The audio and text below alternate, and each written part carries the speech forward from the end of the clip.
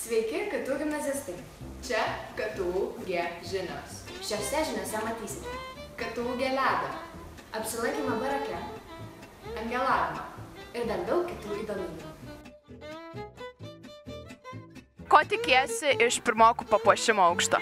Na, aš tikiuosi labai įspūdingo papuošimo, nes iš tikrųjų mano laikais, kai papuošdavo, tai būdavo fantastiška. Ar žinai, kad kai pirmadienį ateisi, jau aukštas bus papuoštas? Taip, žinau.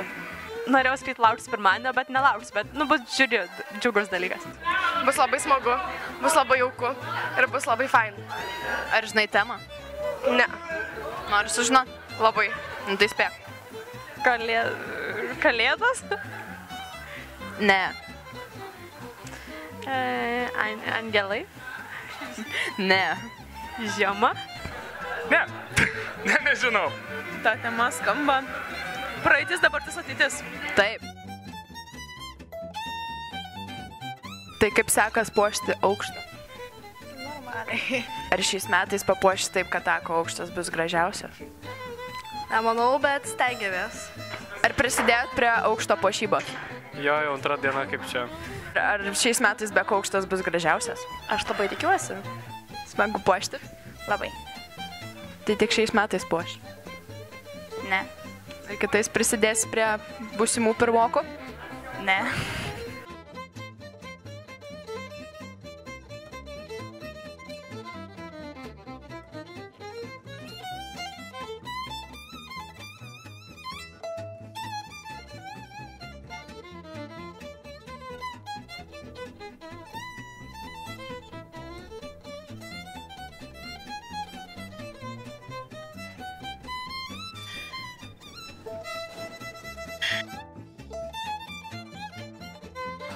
Kaip tau patinka tavo pirmokų papuoštas aukštas? Nu, superinis, klausykit. Buvom pažiūrėti pas bekus, buvom pažiūrėti pas akus, atsiprašau kolegos, bet šitas aukštas geriausias. Oi, visi gražus. Nu gerai, mūsų. Ne, šiaip visi gražus. Kaip mano aukštą papuošė? Taip, man labai patinka. Pirmokų toks įkvėptas papuošimas, ypač tas geltona, žalia, raudona, čia taip kalėdiška labai. O kuris aukštas gražiausias? Nu, kaip bekas, aš turiu pasakyti, kad bekų, tai žinai. Nu, tai bekų. Pleviausiai, manyčiau, kol kas akai pasipuošė, nes, atėjo vienas akas puošti, tai manyčiau, pirmokai biškai susijimkit iš tikrųjų, nes... Kaip ako aukštas papuoštas?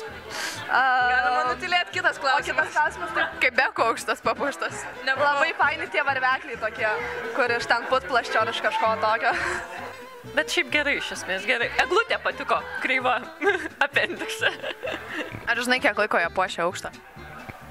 Turbūt porą dienų įsivaizduoju, bet jie dar gyvi. Stiek rep jų pirštam, kurie dabar folijuoti. Bet jie išgyvens. Pona Žydriau, ar angelaujate? Ne. Kodėl? Ne. Taip. Kam angelauji? Pamiršau. Kam angelauji? Oi, negalėčiau pasakyti tam. Nežinai, kam angelauji? Žinau, bet jeigu aš pasakysiu, tada tas žmogus sužinos ir mano visas angelavimas išeis per niek ir grius viskas mano gyvenime. Neangelauju. Kam angelauji? Aš neangelauju. Kodėl neangelauji? Nes nenoriu. Angelauju. Kam angelauji? Nesakysiu, ar išgirs? Ne. Turėčiau, bet neangelauju. Aš nespėjau. Ar angelauji? Aš įsipjovau pirštą, man prisiangelavau jau viso. Ar angelauji, Ieva? Taip. Kam angelauji? Taip. Ką norėtum gauti savo angelą? Nu? Šiaip norėčiau... Aš norėjau visą laiką turėti...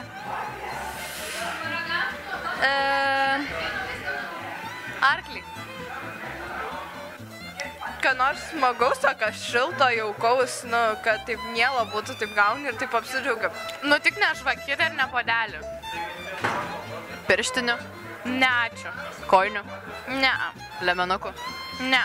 Trusikų? Ne. Gumyčių? Man pakankamai sunku įtikti, taip kad... Pirago? Dar pagalvočiau. Norėčiau angelo. Jeigu angelas bus aidas? Ne, noriu gražios angelės. Angelės? Angelės. Ką nors labai mielo, šiltas kojines. Jau gavau, va. Labai daug mėtinio šokolado, labai prašau. Tai papasako, ką gavai iš angelo. Akmenį. Šias kalėdas savo angelui galite nupirkti Simbo virdulį, kad jam kalėdos būtų šiltos. Kokybiškas, reklamą atitinkančias prekes rasite tik atėję į pirmąjį aukštą.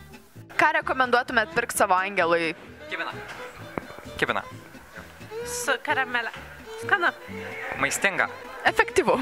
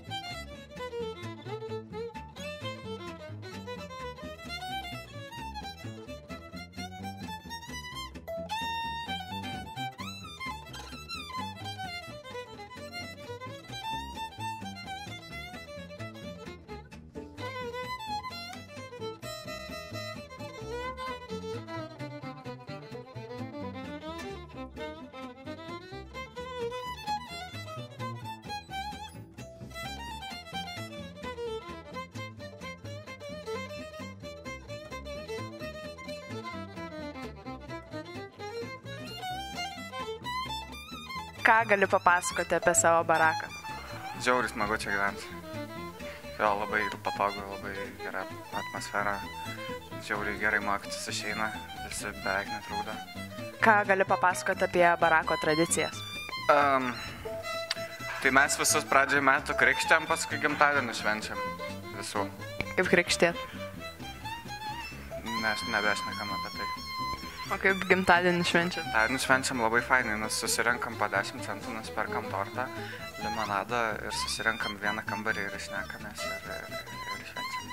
Limonadą. Limonadą. Krikštėjomės ir švenčiam. Ar jūs pakrikštėte, ne? Ne. Kodėl ne? Ką žinau.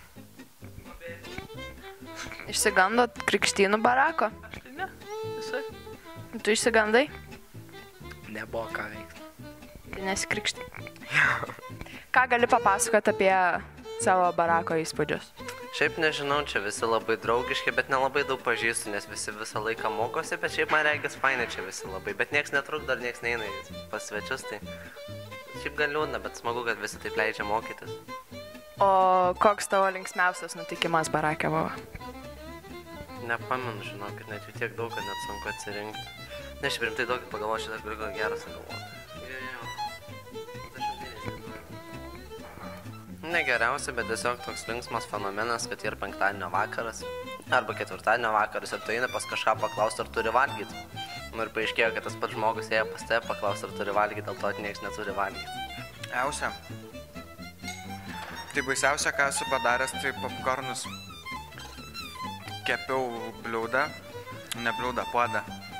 Ir pamiršau išpilt aliejum ir palikau tenai ir išėjau ir tada nuėjau prie kompiuterio už 10 minučių grįžtu ir visas aukštas dūmais labai fainai. Tai tu turbūt laimėsi geriausio kambarioko barake titulą. Jo. Živelė, kas šiais metais laimės geriausio kambarioko titulą? Mano kambariokas. Igna. Man iškis kambariokas. Mano kambariokė geriau mane pažįsta. Kambariokė. Ką Akvilė veikia? Kambario draugė. Ką Akvilė veikia atėjus į kambarį? Sėdi prie kompo. Kompiuterį. O, kažką linksmo daro? Ne.